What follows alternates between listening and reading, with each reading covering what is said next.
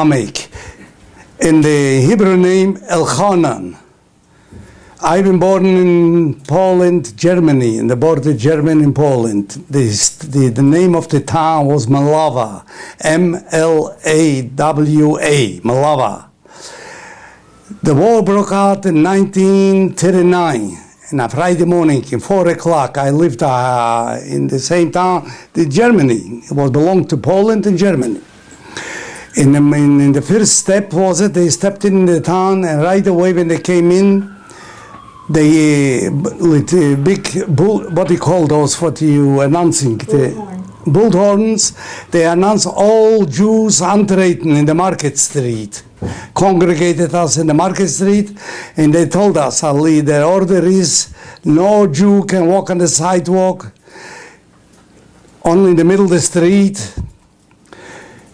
In restrictions, no radios you can have, you have to give it up, telephones, guns, whatever, jewelry, everything what you have, bring it to the market and put it on floor.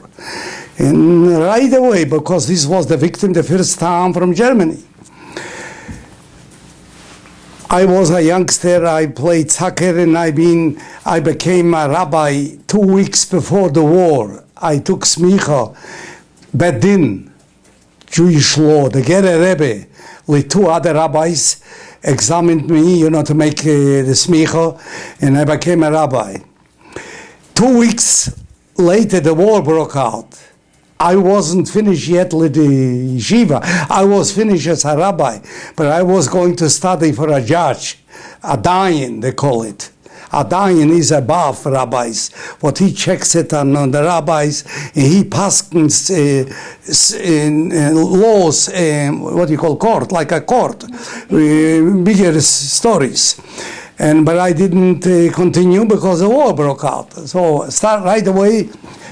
My parents had trouble with me. I didn't want to obey, but they gave an order to wear the Star of Davis right away to know it who is Jewish. I think, so I had trouble. They arrested me right away, but 2 or 3 hours the war was already on, and they locked me up in a building as big as a block long. European buildings, very big buildings. Underneath was a basement. And I thought this is the end of it. But no lights, no windows, nothing. But 2 young fellas, my age, they went with me to yeshiva and they played soccer with me, or went for help. But they saw it. They didn't arrest them, but they arrested me. But I was the goalkeeper of the team. And the boys, they played against us, being always jealous, in kind of in playing. So a person came, he was a big macher in the town, Mr. Vutkevich, and he opened the door, just simple like opened the door and took me out. And I was free. But my parents didn't give up. They were afraid something will happen to me. I was a very rebellious kid, So I took a bicycle and I ran. I had the oldest brother mine was Jakob. He lived in about 60 miles from our town in Ploinsk. And I was wanted to get over there. On the way, I took the bicycle, I got hung up in a freeway, the highway freeway. And behind me, a car pulled up, a little car, a small Volkswagen, with 2 Gestapo. And they followed me. And they stopped me, and I got up off the bicycle. Right away, they hit me, they beat me up, they take me to take off the shoes, throw away the shoes. And they had a trailer on the little car, hang on. And they told me to crawl in. I crawled in this trailer, no windows, no anything. But I heard voices in the trailer. And 2 young men also were there, but they weren't Jewish. The farmers, kids or whatever, they on the way, they picked them also up. And I asked him what in, I speak Polish, so I could communicate with the other 2. And they told me what is where we going, they didn't know it, and I didn't know where we going. We drove a whole day. They drove us so far, Ali came to Treblinka. I didn't know that time where Treblinka is even. But this was, I find out later, the worst place, even worse than Auschwitz. Over there is just a slaughterhouse to kill Jews, 10,000 a day. A slaughterhouse, a simple slaughterhouse. Everybody had to dig his own grave. When I arrived, it was almost night, start to fall down. What do you call it when it gets before night? Twilight. It was late, so I got crawled out from the trailer in the other two and living barefoot. And then they gave me a big shovel like this to dig. And I saw there the graves, whatever it is, a miles long. And the machine gun standing above us on the hill. As soon you dig your grave finished, that your head reaches their ground, the level, they shoot you. Came a whistle instead to put a bullet in my head. They came a whistle and stop it. And they pulled us out from the grave, from the things. They had enough. They had a contingent 10,000. And they had 10,000, they finished for the day. And they took us out and gave us a place where to stay overnight in a stable, across the street. No lights, no windows for cows, a stable, an old broken down stable. And they locked us in the stable from the other side. Came in. Also, I don't know who the other 9, 10 are they. Also were the Jewish kids, what they supposed to be. In 4 o'clock morning, they said they'll shoot us. Little bit the first, the beginning of the day. Little bit the korbunis, but the first of the morning. But they didn't know at whom they deal. I don't give up my life, even if it's the last second. I don't give up. And I got inside, I went to the hand of the walls, touching if it breaks anything, if it's broken, old stable. I made it a hole, and my head could go through, but not the body yet. So I called the other guys, come and help me, come and get it. So one had a spoon, an old wooden spoon. So we start to work on it, and we broke it, we finally made it, the wall, we could go through. When we were ready to go through, I say, let's not waste time, because I know how the Germans work. I speak perfectly German. The time is an essence, but they'll come at 4 o'clock, and the time won't extend. We have to go far away till they get in 4 o'clock morning. This was also 11 or 12 o'clock when we start to work on the walls.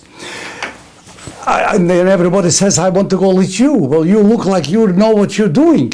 I said, oh no. You go here, I go here. We're not going together. How do I know it? In the yeshiva, the Gemara teach you. Basal, King Davis, when the wars were, the generals, they never went to groups. Individual spies that they can't hear the echo, and the dogs can't snoop at you to follow you. So I went my way barefoot. I bleeded very hard because it was after the cut. What do you call it? The cornfield, corn shards. When you cut the schmitto, when you cut the corn. The cornfield. In barefoot, when you walk on it, it's like knives. You cut the feet. I bleeded very profoundly. So finally, I walked and cried and ran, and I prayed to the Gerer Rebbe. I didn't pray to God anymore. I gave up on God. I figured I'd be my rabbi, and I did fulfill my obligation, what I promised. How old were you about that? 16 years. And I met Smicha exactly to the 16 years I've been a rabbi. And I said, this is the 63 people I left in Auschwitz, is this not what you... So finally, I came across a street. It was a farmer with an ox. An old ox with a wagon, and he had hay, straw, all kind of things on the wagon. And I stopped him and I begged him. I had $10 in the sack. My parents gave me, but we used to get from America a little. We had in Chicago in Skokie family, and they used to send $5 at a time. So my older sister saved them, and then when the war broke out, she gave me hunelo. She called me, keep this. Sometimes you might save your life with this. Exactly what she said. It happened. Yeah. I gave the farmer looked at it, he said, it's not Polish money. What is it? I said, American, it's better. So finally he covered me with the hay and took me a long way. I don't know how many miles, but I came to the ghetto to Ploins. where my older brother lived. I come to the gate, they don't let me in. I've been bloody and I've been muddy in all kind. They say I was a blonde kid. They say he's a spy. He speaks German perfect. He's a spy. They were going to lynch me. I say, no, I'm a Jewish kid. I talked him Yiddish, Hebrew. And I told him who I am. Finally, I had to let the pants down, show him I'm circumcised. And then finally they admitted me, they let me in the ghetto. I was in the ghetto maybe a year and a half. An order came from Eichmann, and the ghetto has to be liquidated. Where are they going? We even didn't know it, but we assumed that we go to Auschwitz. But that time Auschwitz was already known. It was a few years to the war, the second year, the third. So we slept in every Jew, 80 people in one, what do you call it? On a cart. 80 people, not to sit, you couldn't, standing just like this.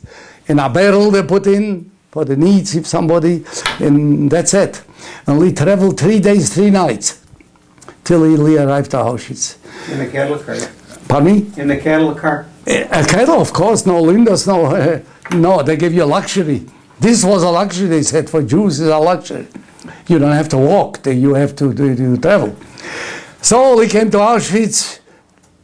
The day started. Hayom Haras Hoilom. Today is the day of judgment. What can you imagine? We can't describe and we can't even talk about it. Because his human mind can't understand it. You have to see it. Or you saw a lot of movies, what you saw is just not 1%. Because they couldn't make a movie to be so cruel, people wouldn't go to see it. They would throw up. So they made it for business to make smooth. But well, the people, the American people, the English, they don't know nothing. Yeah, they know one. You don't hear the smell. You don't hear the smell. You can't. You can't see it. In my body, I'll give you a little addition. In the block where I was, a woman gave birth to a baby. Imagine. A premature birth, because from trouble a woman can give birth. She can prolong and she can give it premature. Yeah. So she gave a baby, everybody out from the barrack, and the baby cried. The mother left the baby in the corner over there in the thing. And his husband crawled up in the train and he took the baby, brought it for the legs like this. He hit it in a corner. He let it bleed it and shot everybody. They sing and dance. And the Gestapo gave the doggies a cookie for petting game. The dogs, but the dogs were so barking. They deserve a petting. And they had the snots on. They were going to go to work, the dogs. But they didn't take off the things, but they didn't need it. But we didn't put up a fight, you see. So they segregated us. We been 64 people, my family, uncles, sisters, but we been 12 children in my family. They took away 63. I've been the only one, but I survived. The only one. Every morning I got up. Oh yeah, the next day I come in the night when the Mengele selected us. Right, left, right was it right on the tracks, take you away in 5 minutes, you'll be dead. In left was it, they took it from 2,200 in to work for them, whatever they wanted to do. I come in the barrack, my brother is there, the oldest brother, Yankov, what I said before, in the ghetto, but he lived in Ploinsk. And the rabbi from our town is there, but my brother was also learned in Torah. And the rabbi liked it, young people, what they learned. Every rabbi likes it, another Ben Torah, but he can confirm with him to talk to him. So they say they saw me to be happy like the whole world. The day came tomorrow morning, he's supposed to get up at 4 o'clock morning to go to work. My brother says, I'm not going to work. The rabbi also. I say, I'm going to work. I know what if I don't go, it's the last day of the earth here. My intuition told me go to work. I did go. I came back in 4 or 5 o'clock. Whenever we came back from things, they were gone. Every morning the truck came around, whoever stayed in the barrack. They took him like we take away the garbage, you put up the can, they took you on the truck. I came back in the barrack and I saw they're not here. This did the nail knocks in the coffin. I was ready to commit suicide. We went, two my closest friends, what I played with them soccer, and in the yeshiva. They been our team, who called the Maccabi. And we decided, let's not go on anymore. We got one day enough. We saw it, what it is. The smell, the life, the things, unbearable. So in 12 o'clock, roughly in 12, in the middle of the night, we'll go, we count on the guard. They had 4 guards in Auschwitz, highest, very high, with machine guns. If anybody opened the door from barrack, machine gun. So when we went, nobody spotted us because they fall the house down in the middle of the night, they fall asleep. It's so quiet, not a fly. You can hear it in the Zodi. We went and they been so hurried, the two of me, they went from here to the wall. They went ahead of me. When I came to the gate, what they had 25,000 volt, I see him like this. And I be behind, and I froze. Not I went forwards, not backwards. I didn't know what to do. I touch myself, am I alive or I dream of the smell? Turns your brain, it confuses you. I've been alive. I took backwards and I heard voices. You believe me, I'm not a fanatic or anything exaggerating. I heard voices, Elchonen, don't. I backed off and I went back. You imagine going back to the barrack is the whole risk. Smooth, nobody touched me. They be sleeping, the guards. Shows you what it was meant for me to get through this traveling, going and coming back and not to be hurt. I saw in my mind something is working in my way. I went into the barrack, I lay down, I pinched myself, and I think this is my dreaming, it's a bad dream. You just not yourself, you can't compose it. My wife, what my wife told you before, she wasn't that time my wife, but we've been good friends. I played soccer, and young kids, girl my age, they want to come and see soccer, So she got full of love with me. Whenever I finished a game, she walked with me home, And so she was in the same train when we went to Auschwitz. And she worked, women were in Auschwitz separated. They were women and men. But we came to work to clean the pits, so kind to clean it or drain it or whatever. I saw her every day. The day when the night before what happened, I came in the morning and I say, Anna, you won't believe it what happened last night. She said, tell me what. I told her. She said, you slipped. What? You went to commit suicide and you were alive? You got through the gate, the guard? I said, no, I'm telling you the truth. You know me, I won't lie. It's against my religion, I won't lie. And she said, I don't know what to tell you. I don't know what to tell you. Why did you work? And I say, I got news for you. Lee will survive. Just like I talked to you. She walked away about 3 feet back, looked back, if I'm okay. I said, Lee will survive, and I showed her the finger like this after she walked away. Here I am.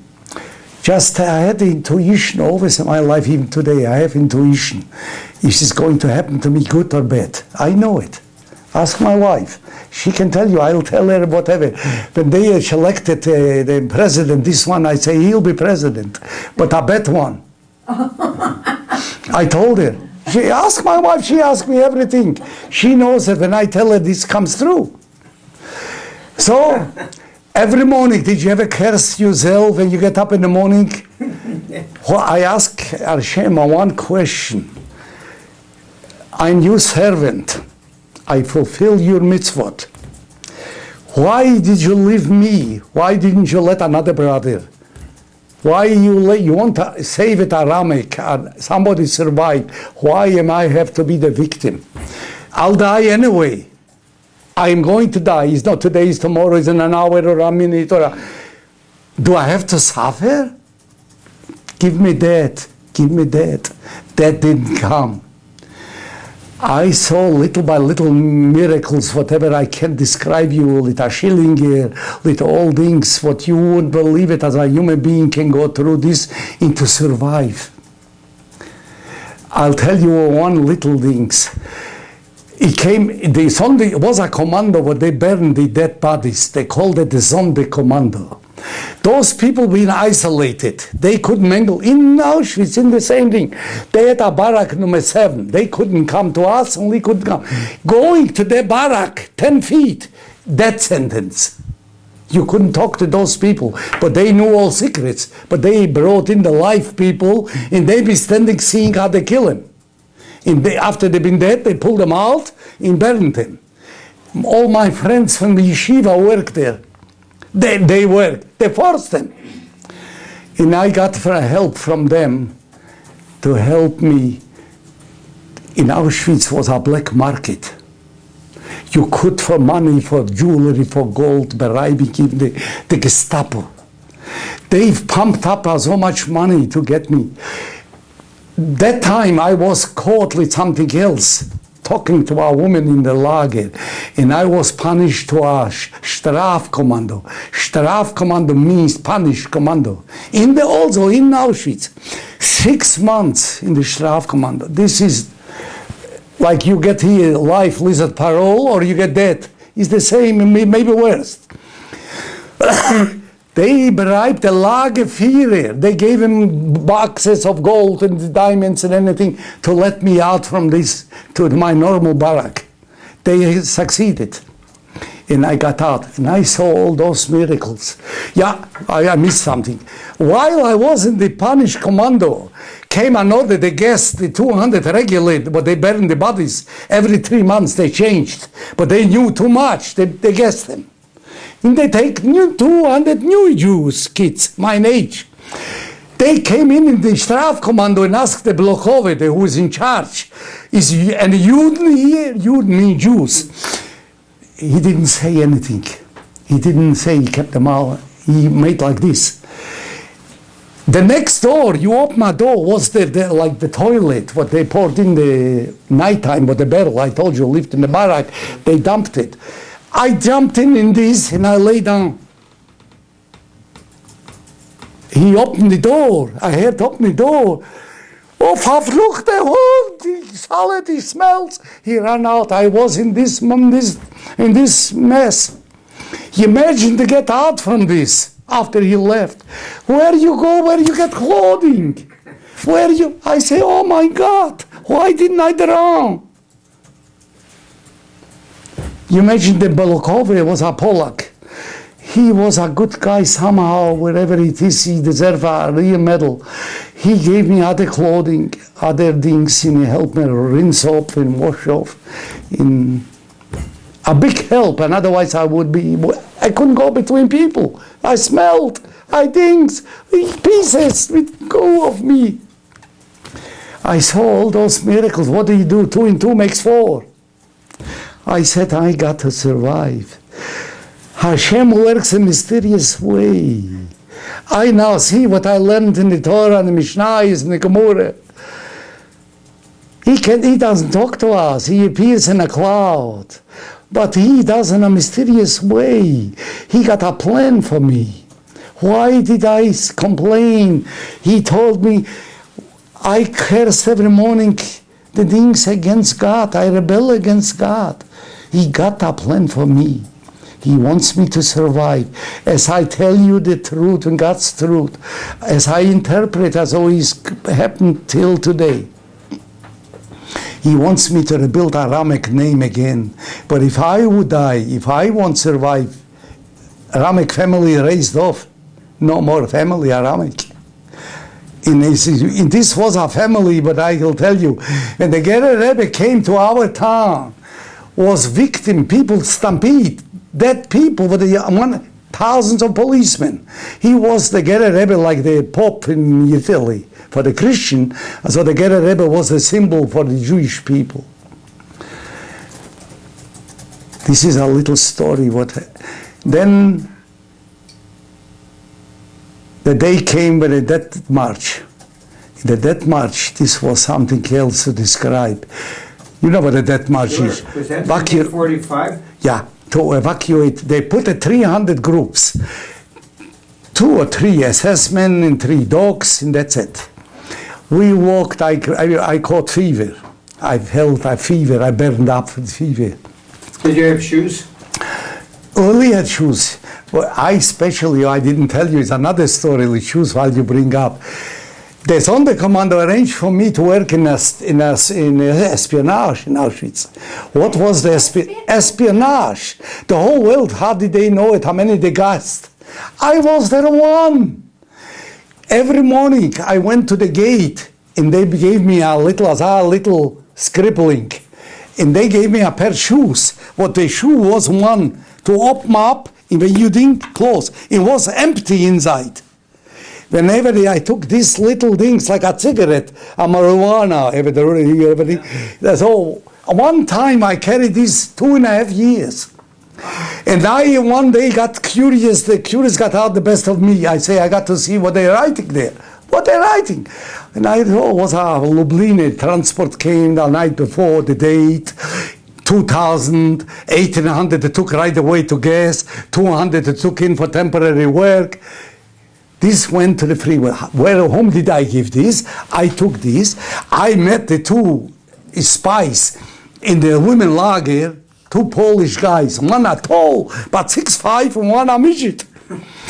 Every morning they weren't prisoners, they were civilians.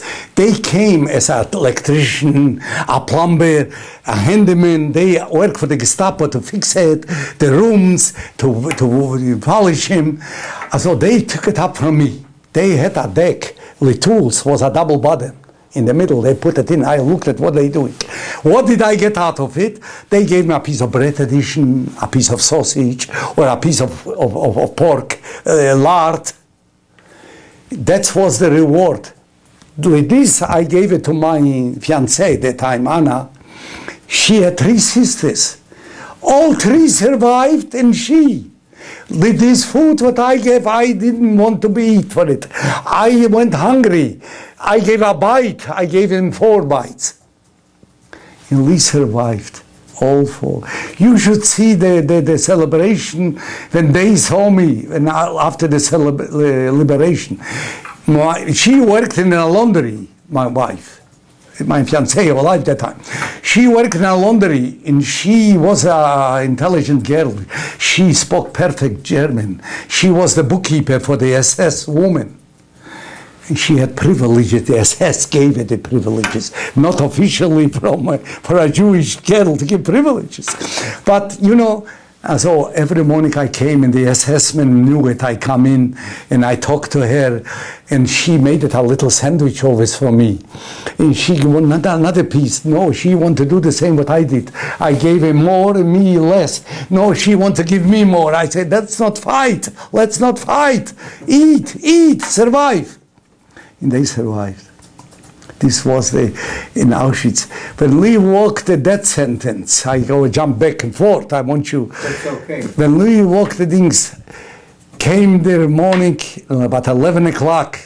I saw it. The assessment was raining, pouring rain, but was muggy, hot. He opened the coat. He had civilian clothing underneath. And he got to do it. Yeshiva bucher. I knew it when I took a look. He got plain clothes. He can't wear plain clothes. I figured the day came. Hayom Harasoilom. Hayom Yamid Bamishpot. Today is the day. They say, everybody sit down. Oh, I looked at Geloit Hashem. I can sit down. We're going to check a little bridge. Was a very funny little bridge. Check it if it's safe to walk by. They fooled us. They want us to make. Whoever is stand up will be shot. I say, go to the hell. They went, they never came back. And we dispersed, and I collapsed. They find me on the sidewalk. And they took me in. You imagine I landed up in an American hospital. It was, the town was Marburg. But 4,000 or 5,000 American soldiers been stationed over there. I came back after I collapsed. I was unconscious. They fed me, let intervene in food, and then one morning I got up. I came back. Nurses standing and patting me, and I looked at white clothing like a dream. I say, where am I? American. I couldn't speak English, but American who can't understand. I say, I'm an American, I'm free? Yes. You can imagine, then the captain was a doctor, what he was in charge of this hospital. And he knew it, I speak, I told him, the nurses, I speak languages. I speak German, I speak Russian, I speak Polish, I speak things. So in they standing in, looking at the number. You should take the number here to this. If you could hold it. Hold it.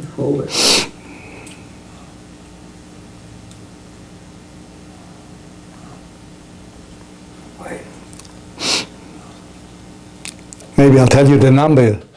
84-281. Hold it, Henry. Put your... I'm getting this right now. Just tilt your arm this way, because here you could read it. Oh, like this. Can you hold it like this? Yeah, I will. Because I could read it then. Wait a minute. I'm not getting it yet. Okay, some water. Get him some water. Can you turn your wrist over more? The other way, the other way. Get behind Yeah. Yeah, that's fine. That's fine.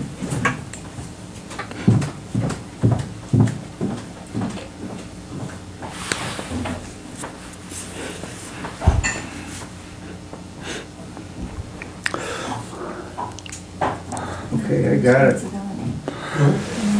84-281 is registered the number. If they can see it, they can know the number. Keep going. Okay, so and finally he gave me a card, the doctor. He said, when you get released from the hospital, come and see me. I've been only about 2 or 3 days. I recovered very quick. And I went over there and lit the card. I showed him, it was his card, he said. And he said, you speak languages, we need an interpreter. Will you want to work for us? This was CID, investigation crime. That's what I looked at, that's what I wanted. To get after the big fish, after the Gestapo. They hired me, and I've been working for them, and I've been rewarded for this to come to America. Not with their own power, with in conjunction with the UNRWA. So I came to America, and I came to America, wasn't a picnic either. It was one of the toughest time I ever, before the Korea War in 1950. I was young, 20 years old, no job. I scraped windows with a razor. I cut my fingers with a razor, not a piece of paper even. They wrapped it around the razor. The union people paid it. Whatever the drips, we scraped them off. They roped me up, but 20 feet high, and I looked down. And they told me, give me 60 cents an hour. Came to pay, he gave me 40. I say, you said 60 cents. Get out here! Get out here! And I'm sorry to tell you, was a Jewish person. A rich guy, a very millionaire at that time. And how greedy you can. Happy is the one who is satisfied. He wasn't satisfied. He wanted to make 20 cents on mine. Your labor, yeah. Where did you land in New York? No, Oakland. They gave me, I did a good job for them. I caught 3 people when they went to Nuremberg trial. I caught the chief Gestapo from my ghetto.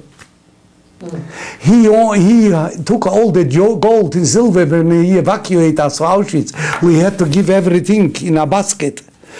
We find the whole treasure. They've been so thankful, the American, what I did for them. You can't imagine. it's not time. Maybe we'll have more time. I'll tell you about this story. Wow, that's incredible. So I think Ali got Lee will finish tonight. Is okay. I'm ready. And I was so desperate in America. I couldn't. I went to the federation, and they gave me $20. And $20, I put them back, and I gave them back. Looking here. And I gave him back. I say, I'm not used for charity in Europe. If somebody gave you, like here in America, you give people, take it. It was a shame. You feel downgraded. You're a schnorrer.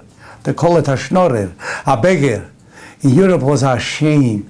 Even if you starve to death, you wouldn't go to a neighbor and say, I went to bed hungry. Here in America, they got arranged his kitchens, is a Jewish home, or is it a rabbi, he'll give you a lunch after Shabbos. Not in Europe. Very, very hard life. People ask me, you're a rabbi, how come God punished Europe? Why? In America, it's also Jews. In America, is the father of the Jewish nation. Why did he choose Europe? Europe committed a crime. We know it. What was the crime? The crime was that the rich didn't look it up for the poor. He thought that he get it, he's not a cartoon, he's a chosen one God gave him. Because he's better looking or better. Oh no, you're wrong. Oh no, maybe you get paid off, you will come there, you won't claim anything. You're not better. Maybe you're worst. You think because you got the money, is that the money yours? No. Are you taking it, you? Are you going to take, they don't take checks over there. No cash. Do you have a bank account? Bank of America. Do you ever think you need another additional account? No money, you don't have to deposit money. You give money, you give charity. Be liquid. Why we call it bekitzoi, bekoisoi, bekasoi? In Jewish law, the wealth exists on three principles. What does it mean bekitzoi? What does it mean bekoisoi? What does it mean bekasoi? Bekitzoi is the pocket. How generous you are, how you give the poor, the needy one. Bekoisoi. When you drink, let's drink l'chaim, the way you grab the glass, I know what character you are, what personality you got. Bekasoi, what temper you got, how easy you get irritated, how easy you get insulted, how easy you insult other people. Three principles. Al shloisha devorim olam kayim. Jewish law is not one answer for a question. You got 3, 4 answers, the same meaning. You see, bekitza, bekoisa, bekaso. Al shloisha devorim olam kayim. Alo emes, valadim, valasholim. See, the 3 answers you got right there. All the same meaning. Show me another things I offered here in America. Bring me a rabbi, any rabbi from the world, from Israel. I'll put up $5,000, my money. I'll sit with him in a discussion, Torah. Only Torah, Mishnais or Tosis. If he'll match me, I give the $5,000 for the shul donation. I offer this to Rabbi Darvik. I offer this to Rabbi Bloom. And I'm sure. Why am I so sure? I'll tell you. In Europe, you enrolled in the yeshiva, we learned 8 hours Torah. Just Torah. A whole day. Here you enroll. You learn English, arithmetic, geography, all kinds of things. Hardly 1 hour a day you learn Torah. And so they can't compare to European tzaddikim. No comparison. You see, I came from Europe. I'm a rabbi. You know what I get in Bet Abraham? Psicha de Zimra. What you give a boychikel when he's 12 years old. You give a rabbi. A rabbi, the get a rebbe, gave me smicha. I go to Rabbi Blum and I tell him, Rabbi, is this the best you can do for me? I mean, they want the story of your life more. Well, I just want them to give off the record. Just You are good. What did Bloom say? Let's say she's right. I shouldn't talk Lashon Hara. This is well, it is in a way Lashon Hara, and it's not my tradition to talk Lashon Hara. But I just want to give you while we're talking. Yes. I give you an example what I went through, what I'm going through now. What do you think? Even it comes Yontif. You know what I got for Yontif? I'm a cantor also. I studied. Psichade Zimra in the second day, opening the davening. Yeah, I mean, Wow. they want more your Holocaust, your life. Yeah, okay, believe finish. Okay, so that's the life in America, but I didn't give up. They took a turn for the better. My wife became pregnant and born twin boys. The twin boys. There's a New York. No, here in Oakland, they're born, and they've been accepted to Stanford, good university, and I got a present from a Jewish guy, a kosher butcher shop on the 7th Street 3. He retired, he was an old man, a rich man. He liked me so much. Me and my wife, Anna, we bought some meat, kosher meat. And he says, you know, when I retire, I'll give you. David Gallant's uncle, he didn't give him. You know, David Gallant wanted the butcher shop. He worked there. Oh, I didn't know that. And he didn't give it to his nephew. He gave it to me free. With the machines, with everything. And the Terran took it. I built it up a business, was a dead business, but I built it up a business going. I moved to the Grand Avenue. I developed a fine business. I turned around to real estate. And the wealth is different. And I am now semi-retired. I work for the Bete Jacob. I've been today morning, I daven for them. Bete Abraham, the Chabad. Wow. That's quite a story. All bar mitzvah boys, all girls, boys and girls go through my hand. They coming here on the kitchen table. They get the diploma here. You told a bat mitzvah girl a few weeks ago something that she should have. What did you say? She should have 1,000 children. No, 100. I shouldn't exaggerate. No, children are 12. I said 120 years live and have 12 children. Oh, I thought it was more than that because everybody laughed when you said that. Well, 12 children is plenty. It is. It's rare. It is funny. Okay, he'll satisfy you or you? That's good. I think you got a nice. You brought your story up to date, I think. Yeah, it's up. Then if we want, we can continue. Family. What are the Henry, did you details write- about the family? Huh? Did you write anything? Did you do a book or anything I got 2 cassettes from Spielberg. from Spielberg? They be here 9 hours in this house. Wow. On this table here. That was about 10 years ago. Yeah. 10 years ago. Rabbi Dardi got the copies. So are you doing, just out of curiosity, are you doing more at Beth Jacob? Oh yeah. I'm a member 59 years in Well, Bajako. the rabbi gives him an honor once a month there. He's promised him once a month if Darling? he could have the mafter, or a mafter. Mafter or Davening Shachris, I do. I had last Shabbos I had Mafter in Bet, not yesterday. A week before I had Mafter in Bet Haber and Bet Jacob. Rabbi Bloom will give him. You know what? This share, I what? don't know why. You know this. Dardik is more open. Can I interrupt you? This share, what I want you to see. Rabbi Dardik was sitting here a month ago. He was already 3 times here, 2 hours each time. And we both discussing Torah. You can imagine what we discuss in 2 hours. Wow. Rabbi Dardik, so. Rabbi Dardik, He's quite a scholar. you know what he told me? Should I tell you? Yes. You're a Lamegvuvnik. You know what a Lamegvuvnik is? No. You heard about it? I do know what it is. Lamet Tell is... my brother. He Tell me. Lamet is Shloishim, 30, Vuv is 6. You know why we call it Lamed Vuvnik, in the whole world is 36 Ben Torahs only what we can allow to call him Lamed Vuvnikis. They don't call him Lamed Vuvnikis.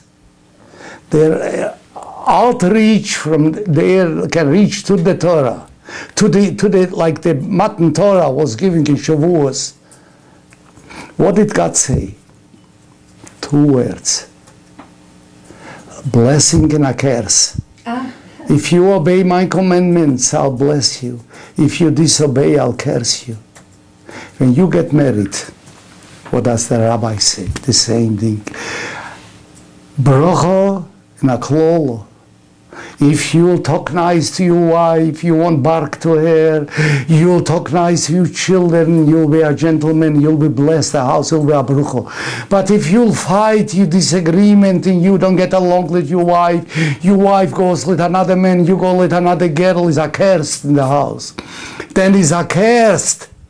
You'll buy gold, it'll turn mud. If you bless, you buy gold, mud, you'll turn gold. Like in the time when Noah, what turned to the wine? Vinegar. But the vinegar became later wine. The price went up so high. He sold it for wine. Noah is tzaddik tomit hoibet roisov. Es holim is Noah. Noah walked side by side with Hashem. Why did Hashem want to save him from he destroyed the whole world, the beasts, the animals? Why Noah? Adam and Eve were the first. From Adam and Eve to Noah took 10 centuries. Why? But he saw, even Hashem made a mistake. He saw in Noah, he tested him. He didn't want them to do it, to build an ark. He didn't want to save him even. He wanted to test him like he tested Abraham, Akedas Yitzchak. And he was going to sacrifice his only son, Isaac. But Abraham was smart. He said, yes, if Hashem wants it, my son. He's not my son. Hashem gave it to me. He has the right to take it. Noah is only tested. He should say, no, Hashem. We don't call God. We call him Hashem. Shaddai. Why? His name not supposed to be wasted. In every word, when we talk on our average talk, God, we don't mention this. Hashem. Hashem is an imitation name, they call it. See, we got to be as all learned, like the Torah warns us, beware of the people when they know a little. They think that they know a lot. That is a name for it. Rosh Orum, Valley Oilom. The tongue is so sharp and destroys the world. We can go, it was a story. Should I tell it? Yes. Amen, a true story. Went in a bar, a fine, good husband, had few children, and he delivered beer to the bar. He came in, the manager was a woman, and nice, a flirting kind of person, a bar, the friendly. And he waited, was so busy to sign the signature. I delivered 10 boxes. Over there was a busybody there from the shul or whatever, and she saw it, he flirted with this woman. She went to home. His wife was a friend of her. So, I wouldn't believe it. Your husband is a double crosser. He got another girl, the bar of a girlfriend. The tongue is so sharp. She knew it where he kept the gun. She took the gun, she went in and approached him. He said, you son of a so-and-so, and pulled him in the hole. 6 bullets. Killed him. Killed him too, sorry. Find out later, the next time after she killed him. He's an innocent man, a good man. He waited just to spend the time, he had nothing to do. He made a joke or whatever. See, the tongue is so sharp, but she went, if she wouldn't go and tell his wife, he would be alive. See? That's what they call it, Rosh or Rum. It's 2 Rosh in the Haggadah, we got it. In the Haggadah. Rosh. Yeah. Rosh, no, not Rosh. Rosh is a bad person. Rosh, we call it. Rosh Orum, Valley Oilum. But it's another Rosh in the Haggadah. Rosh Chuchem Tam, Vishena Yudea Lishoel. The 4 things. Yeah. But this is a Rosh, but he is really a learned guy. He know Torah. But he is sharp. He criticized Hashem. He criticized the rabbis. He criticized the shammos. He criticized the man. He didn't make a good picture. Everything is wrong. You see, that is a rosh orum. Orum. So you learned something? Yeah, I was thinking that you were going to tell the story about the feathers. But what? The feathers. Oh, for Lashon Hara? Yeah, yeah. You know, the Lashon Hara, when you say a word, it's like feathers, it goes all over the world. Well,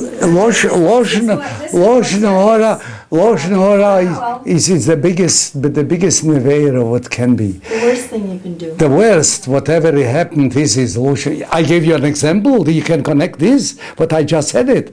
Lashon Hara is one of those things what you can't repair it later. Right. You can't repair it. Is certain things what a person does it is two ways. Beyoidim and below yoidim. Intentionally you do it, I bet you're a rusho. Or below yoidim, you didn't think you're not too bright. They call it beyoidim, below yoidim. So unintentional. Intentionally. Forgive me, I'm not good in English. I had a problem. I made a mistake when I came from Europe. I shouldn't have gone to work at all. I should have enrolled in the university, made a PhD. I have problem. When I came, what I told you, what I was going to commit suicide, everything bothered me. To become a rabbi in Europe 16 years is unusual. You come here to America, you become like apprentice, you're nothing. You're nothing, you can know the language, you became an inferiority complex. When I talk to people, I never looked at in your face, I look down, because I'm embarrassed. In Europe, I was a man, a rabbi. I could pass shales, questions. Here I am a nebuch, I scrape windows to make a living. You see it, like you fall from a roof to the ground. But you came back up. You made your own ladder. Yeah. Don't give up. You know, when somebody got a knife at you, what do you call this? Jugular? Yeah. And you know it, you're going to be slaughtered, killed, and Kiddush Hashem. Don't give up. Somebody might be on a balcony sitting and say, what do I see? Look at. I take a rifle, buck. You killed the other guy, he's free. You see, but you didn't give up. Otherwise it would be too late for you. True. I got to ask you a question. You're a teacher, I heard, you right? Well, I was a teacher. I taught at So you got a degree, you're a university. Yes. I'll translate. Respect your father and mother. Hashem will prolong your life longer on the earth. Wait a minute. What is going on? You mean, as we teach in the yeshiva, this is Olam Hazeh, Olam Haba? You try to bribe me. If I'll be good to my father and mother, you let me live here is the paradise, over there is the Gehenna, or is over there the paradise, here the Gehenna? Which is which? Give me a break. I talk to dozens of rabbis, and they say to me, Henry, you too sharp for me? I've been in Europe, tested with two rabbis. We went for Passover. You were there. And they took me, I sat here, and two rabbis here, and they crisscrossed me. And they want to know what I know about Torah. My son lives there. He's a doctor. He lives in New York. Yeah. Oh. And he told them, my father is blessed by the Gerer Rebbe. And they know the Gerer Rebbe, they knew. They said, I got to talk to your father whenever he'll come. So they got a hold of me and we talked. And I asked him, by leaving, after an hour or two, we talked. What would you choose, Torah or Chochmah? Both came up with Chochmah. I say, shame on you. No. If I would be stupid, how could I learn Torah? I got to be smart to begin when I learn Torah. Torah is one of the hardest education in the world. Torah is the smartness. When you know Torah, you know medicine, you know law, you know everything.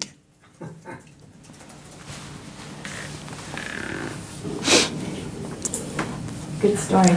So I'll tell you the bill. I'll send you the bill. Where do I mail it, the bill?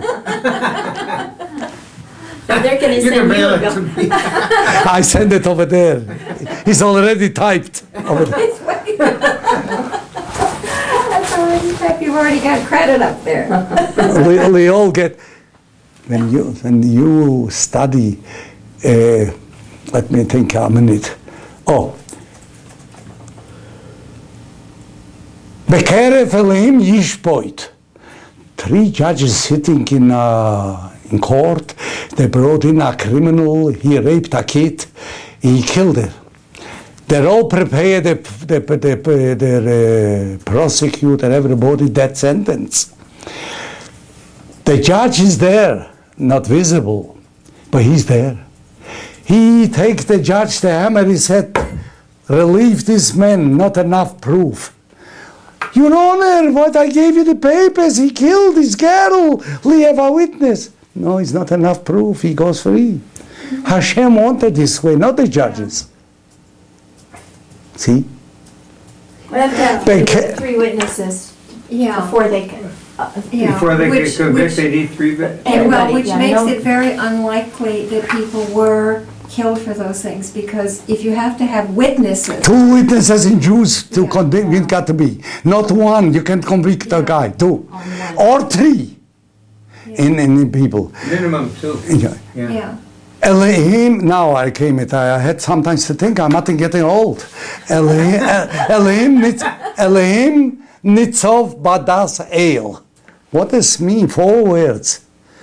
When I get in the shul early, before I come, Hashem is there. Hashem get mad also. You know when? When it's 9 people. He asked, "Where is the tent?" I called in, nobody answered the phone. "Where are you?" But you put on that film. What do you think about that film that you put on? You put on the R, you put on a Shel Rosh. How many compartments? Yat. What is written in the Shel Yat? Mi kamcho Yisrael goyechot ba'oretz. Who is so fine as the Jewish people in Israel? Here is 4 in these 4 compartments. Mi goy godoil, mi godoil, ashrecho Yisrael. Elohim niflois. I'll transfer you. I won't let you on the road. Where is who is so big like you? Mi goy godoil. Mi goy godoil. We are big already. Ashrecho Yisrael. You blessed to be a Israeli. Nisim Elohim. Hashem fights wars. He took away the war. He made us win the war. Does Hashem take the war, the country for himself? He fights, he wants you to win. He defeats their enemy. But lo yoidim, their enemy doesn't know who fights for him. You know the story with Balak. You see, well, Balak, but he wanted to curse the things, but he couldn't defeat the Israelis. But what did Hashem said?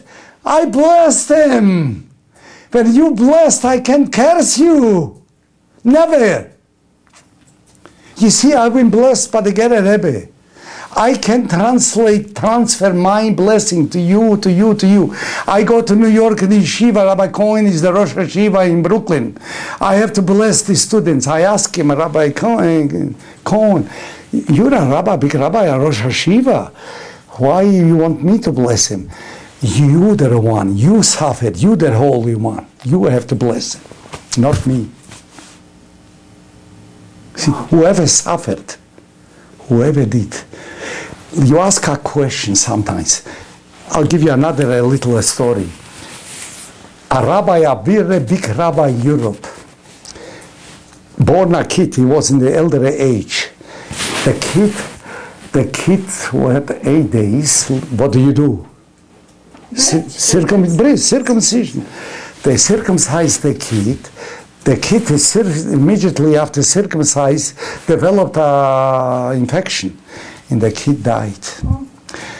The father got furious. A rabbi shouldn't, he should compose himself. You can't cry when somebody even dies. We as rabbis not supposed to cry. What do you say when a person dies? Baruch dayan emes.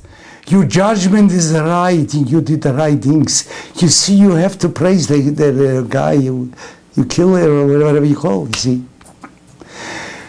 Well, why did the kid have to die when he had circumcision? The kid was here before. He didn't fulfill one, you want to build a PGE. He didn't pay the bill, he moved away. The PGE traced him to New York. You owe us a bill. This kid owed a mitzvah here. Otherwise he wouldn't be a tzaddik over there. Because he died. He was before here. He was a rabbi, he lived here. But one thing he forgot. So he had to come back. We had to bring him back to make the brucha, the mitzvah. And then we take him back, he's clean. He'll be a tzaddik, a mamalech over there. You got over there maluchim. What do they do, the maluchim? Omdim holchim. What is omdim holchim? 2 words. We are holchim people. We are scientists and we are doctors. We go, I get up in the morning, I'm looking for a business, I'm looking for a good piece of property. We holchim, we moving. The angels, no. Omdim. They finish, they can't go higher. They advance to the higher level what they can. Omdim. See? They kid, what he died 8 days old. He has a opportunity to. But he was here. He's holchim. He goes from here there. We send up dead people over there. We get back alive people. Children.